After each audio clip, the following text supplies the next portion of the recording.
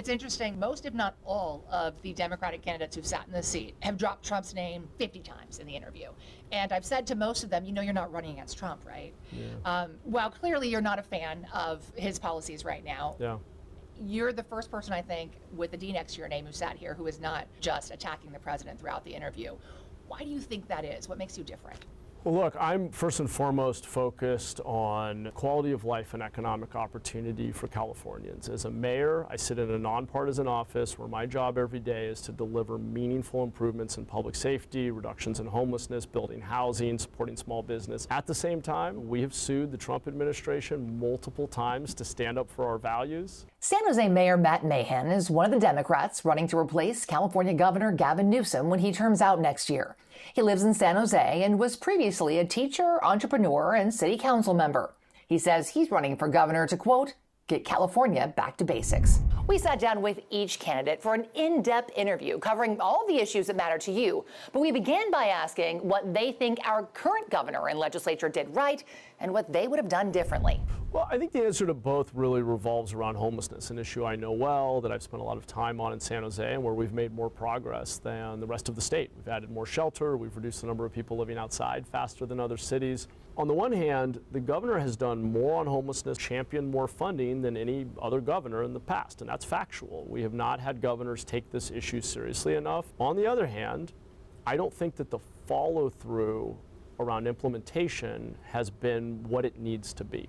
Every city ought to be accountable for either building or funding a certain amount of shelter capacity. Every county should do the same for treatment capacity. And we need to compel people to come indoors if an underlying behavioral health issue is causing them to repeatedly say no. How did he fail to do that? Well, I think it's in the execution. And this is what I'm interested in. What would you do differently?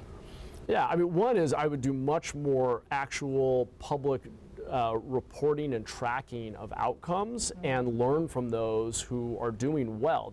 That's the role the governor can play. I learned that as a public school teacher and then as a startup entrepreneur. In both cases, as different as they seem, the key to making progress was being really clear about what our goals are. If I spend these dollars, I expect this outcome. And if you don't get the outcome you expected, you've got to re-examine how you're spending the dollars and diagnose what's going wrong. You can't just keep doubling down on spending more money on things that aren't working.